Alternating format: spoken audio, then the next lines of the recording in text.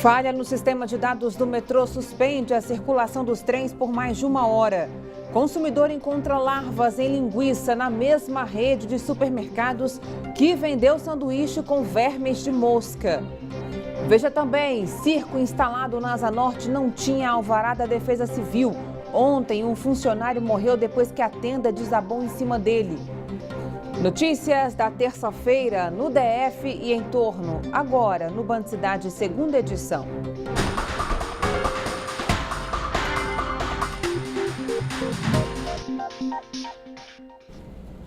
Olá, boa noite para você, seja muito bem-vindo.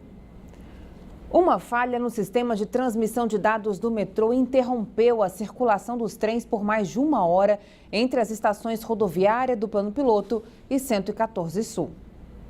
As estações ficaram assim, com muitos passageiros e nada de metrô. O problema ocorreu por causa de uma falha no sistema de sinalização entre as estações Central e 114 Sul. A situação permaneceu de 1h30 da tarde até as 2h50. Sem metrô nos dois sentidos, o jeito foi voltar até os guichês para pegar o dinheiro da passagem de volta. Aí foi preciso ter paciência para receber o reembolso, já que longas filas se formaram. Sem metrô, muita gente foi obrigada a seguir viagem de outra forma. Agora vamos saber como está a volta para casa do Brasiliense, porque o repórter Rodrigo Nunes está ao vivo na estação da 114 Sul. Rodrigo, boa noite para você. Os trens já circulam normalmente aí nesse momento? Como é que tá? Boa noite, Carol. Boa noite a todos que acompanham o Band Cidade, viu? Neste momento, todos os trens estão circulando normalmente, mas a volta para casa é bem complicada aí para o passageiro, viu? Diversas estações aqui do Plano Piloto estão completamente lotadas, inclusive a estação central da rodoviária, que agora há pouco apresentou um problema lá. Passageiros chegaram a embarcar em um dos trens, mas tiveram de descer por conta de um problema técnico. Para falar sobre o assunto, eu estou com o chefe do Departamento de Operação do Metrô, que é o Vitor Mafra, vai falar com a gente neste momento. Boa noite. Qual foi o motivo desse problema lá na estação central? Bem, na estação central aconteceu uma falha em um trem e para que esse trem não seguisse com falha, porque ele poderia parar durante essa viagem, esse trem foi imediatamente recolhido e já foi injetado um outro trem no seu local. Nesse momento, nós temos uma circulação com 24 trens, que é a quantidade prevista para esse horário de pico, e um intervalo médio de 3,5 minutos entre a estação central e a estação Águas Claras, e um intervalo médio de 7 minutos entre a estação Águas Claras e a estação Ceilândia Terminal e entre Samambaia. Agora, essas estações lotadas agora faz parte apenas do horário de pico ou tem mais algum problema sendo registrado nisso? Não temos nenhum outro problema sendo registrado nesse momento. Esse é o momento de maior movimento de usuários no metrô mesmo. Então, essa quantidade de usuários é a quantidade prevista. Nós estamos atendendo com a nossa quantidade máxima de trens para esse horário. Agora, mudando um pouco de assunto, o TRT deu 8 dias aí para o metrô trocar os terceirizados e contratar os aprovados no último concurso. Como é que anda essa situação? Vocês já foram notificados? Já tem um prazo? É o desejo do metrô fazer essa contratação? Olha só, o metrô ele realmente tem uma necessidade de contratação. É importante que tenhamos mais empregados, tanto para a área operacional quanto para a área administrativa e técnica. Contudo, o metrô ainda não foi notificado dessa situação e é um desejo do metrô essa contratação para que a gente possa prestar um serviço ainda melhor para os usuários. Muito obrigado pelas informações, Vitor. Tenha uma boa noite. Voltamos aos estúdios com você, Carol. Obrigada, Rodrigo. Aconteceu de novo. Mais um consumidor encontrou larvas em um alimento. Desta vez, os vermes estavam em um pacote de linguiça defumada. O produto foi comprado no supermercado Big Box do Lago Norte. Pelas imagens, é possível ver as larvas vivas se movimentando dentro da embalagem de linguiça. Nesta segunda-feira, outro consumidor passou pela mesma situação. Revoltado, ele publicou essas fotos na internet. O pão, também embalado, estava tomado por vermes de varejeira. O sanduíche foi comprado em uma unidade da mesma rede de mercados em Águas Claras. A suspeita é que o problema tenha sido causado por má refrigeração ou falhas na manipulação dos alimentos. A rede de supermercados Big Box disse que verificou todo o estoque de linguiça defumada e não encontrou nenhum problema. Sobre o sanduíche, informou que o estabelecimento não recebeu nenhuma reclamação e destacou que em 27 anos nunca registrou esse tipo de problema em mercadorias. O Big Box afirmou ainda que as lojas sempre são fiscalizadas e estão dentro das normas exigidas pelo governo. Por fim, a rede destacou que trabalha para garantir a satisfação do cliente e que oferece produtos de qualidade. Já a Vigilância Sanitária do DF disse que realiza ações de vistoria com frequência e que técnicos foram hoje ao supermercado, mas ainda não apresentaram um parecer sobre o problema. Denúncias podem ser feitas pela ouvidoria do GDF. O telefone é o 162. Alerta: o dono da casa onde um pedreiro morreu não tinha autorização para fazer a obra no setor habitacional Arniqueiras. Ontem, durante a reforma, uma marquise desabou e atingiu o operário que estava sem os equipamentos de segurança. Desde 2008, o setor habitacional Arniqueiras não tem autorização para construções. O Conselho Regional de Engenharia e Agronomia está impedido de emitir a anotação de responsabilidade técnica, ou seja, o documento que libera a atuação de profissionais nas obras. Além de apresentar risco de desabamento, a região também tem crescido de forma desordenada.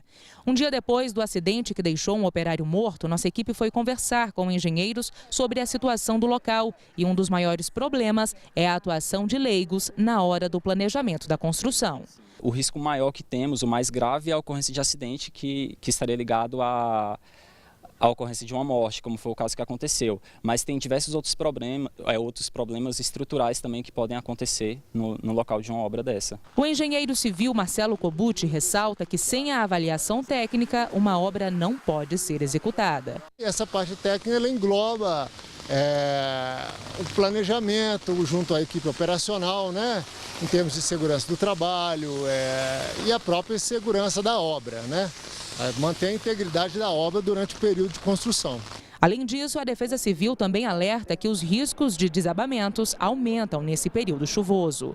Com o encharcamento do solo, há uma maior pressão nessas estruturas, onde era para ter um muro para sustentar o peso de um grande terreno encharcado, a pessoa acaba construindo um muro simples de alvenaria que vai desabar, como dezenas já desabaram aqui em Arniqueiras e Vicente Pires também. No ano passado, a Agência de Fiscalização do Distrito Federal embargou 21 obras aqui em Arniqueiras. Além disso, foram expedidos cerca de 500 relatórios fiscais. A AGFIS destaca que a área está dentro do cronograma de operações e ressalta que obras novas não serão toleradas.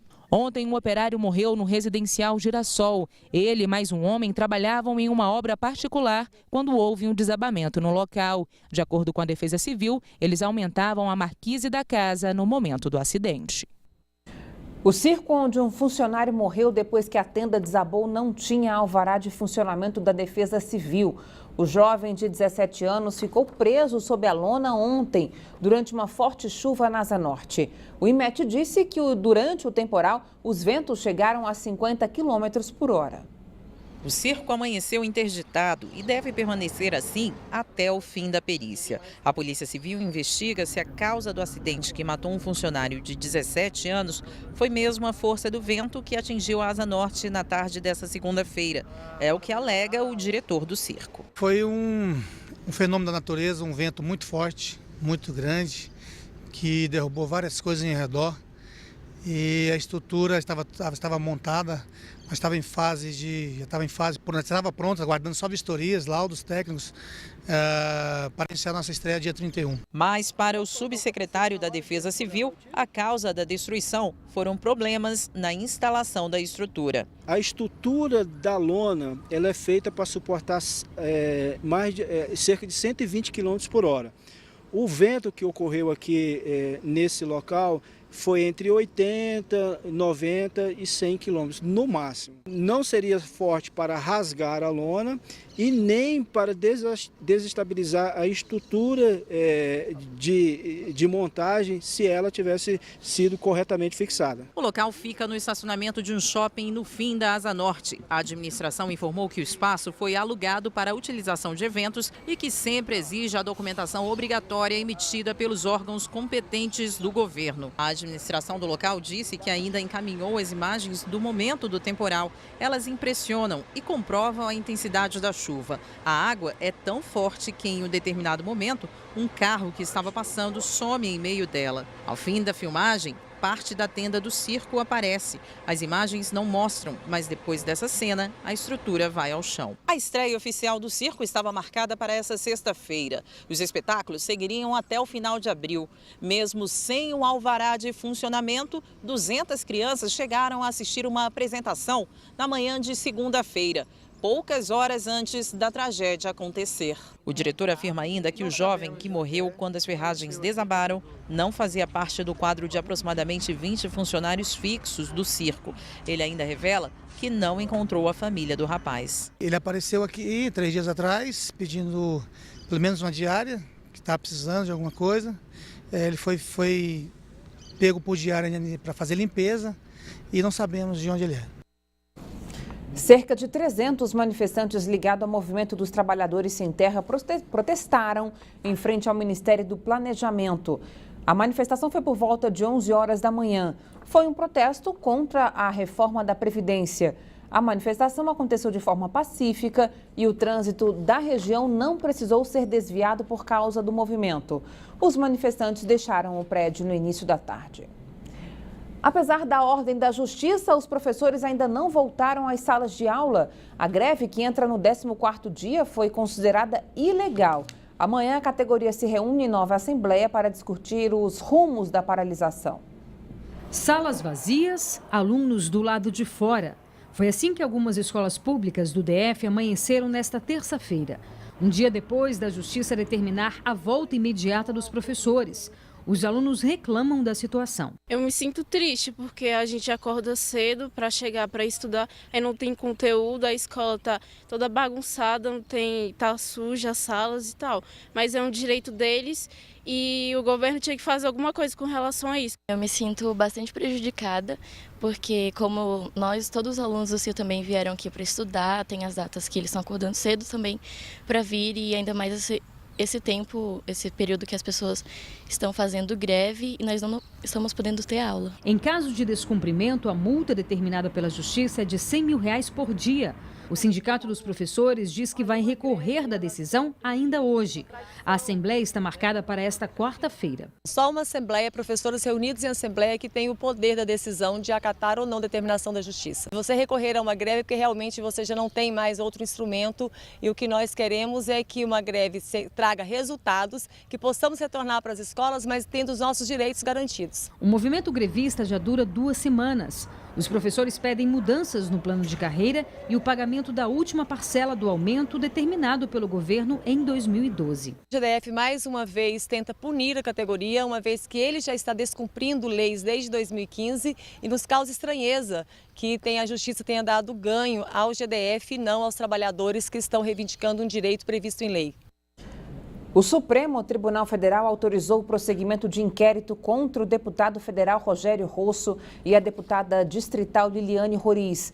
A investigação vai apurar se Rosso atuou em um suposto esquema de compra de votos para beneficiar a distrital nas eleições de 2010. A decisão foi do ministro Ricardo Lewandowski, que remeteu o processo para a Polícia Federal para a coleta de provas. De acordo com o inquérito, Rosso teria nomeado servidores em regime de comissão quando era governador do DF para que eles trabalhassem na campanha de Liliane Roriz.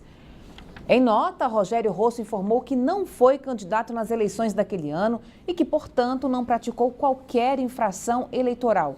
Disse ainda que sempre agiu de acordo com a legislação e com princípios éticos e constitucionais. Já a assessoria da distrital Liliane Roriz informou que desconhece o andamento do inquérito que envolve o nome dela e do ex-governador Rogério Rosso.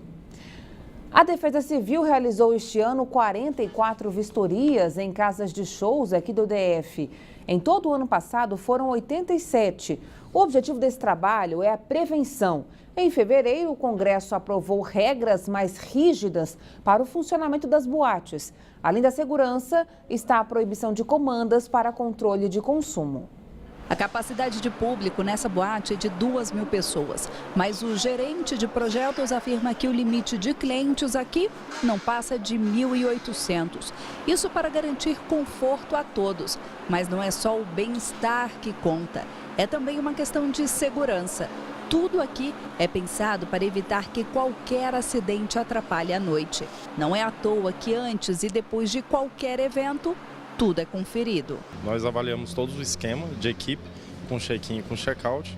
Juntamente com a equipe de segurança, nós fazemos toda a varredura de extintores, saída, placas, se está tudo em ordem antes de abrir. Pois é, e toda essa preocupação com a segurança deve aumentar a partir de agora. Isso porque um projeto de lei aprovado pelo Congresso Nacional estabelece normas mais rígidas para evitar acidentes, como o da Boate Kiss, no Rio Grande do Sul, que provocou a morte de mais de 200 pessoas em janeiro de 2013. Entre as mudanças está a determinação que os responsáveis pelos estabelecimentos podem pegar até 2 anos de prisão caso não cumpram as determinações dos bombeiros. A nova lei prevê ainda o fim das comandas. A Casa de Shows da capital já deve colocar em prática o uso de cartões pré-pagos por parte dos clientes para facilitar a saída no fim da festa. Acredito que tudo que seja inovador, né, é para ser uma coisa boa. Então, não vai evitar fila, tumulto. Então, quando a pessoa quiser sair, ela só vai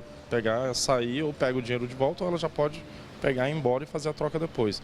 Então eu acredito que vai ficar mais confortável e vai ficar mais ágil, né? Aqui no Distrito Federal, o Corpo de Bombeiro garante que as novas regras não mudarão a rotina de trabalho da corporação, uma vez que a vistoria já é bastante rigorosa. Já cumprimos, a nova lei, ela já fala para a gente cumprir normas, né, da BNT, nós já fazemos isso no nosso dia a dia. E para a função específica das nossas vistorias, não vai trazer mudanças significativas nenhuma. Agora, para que todas as normas comecem a valer, a nova lei deve ser sancionada pelo presidente Michel Temer. A Polícia Civil investiga uma escola pública no Riacho Fundo por possíveis maus-tratos contra um estudante. As informações com João Cláudio Silveira, direto do estúdio da Band News FM. João, boa noite para você. Boa noite, Carol. Boa noite a todos. Uma mãe decidiu processar o Centro de Educação Infantil número 1, no Riacho Fundo 1, após o filho de 4 anos voltar para casa sem 2 dentes da frente. A dona de casa, Cíntia de Souza, denunciou o caso no último sábado, um dia depois do ocorrido. De acordo com o depoimento, a mãe teria ouvido de uma funcionária do colégio que o menino teria se trancado em um banheiro e, após muita conversa, ele resolveu sair do local sem relatar o que aconteceu. A direção da escola entrou em contato com a família, afirmando que vai pagar pelo tratamento dentário do aluno. A instituição disse que apurou o caso junto aos pais, professores e alunos e descartou o envolvimento de uma terceira pessoa. A mãe afirma, no entanto, que levou a criança ao dentista, que o dentista não encontrou nenhuma lesão ocasionada por alguma pancada, alguma queda, indicando que se tratava de uma extração intencional. Como você disse no início, a polícia investiga o caso. De volta com você, Carol. Boa noite e até amanhã. Tá bom, João. Obrigada. Até amanhã. Não sai daí, viu? O Band Cidade volta já.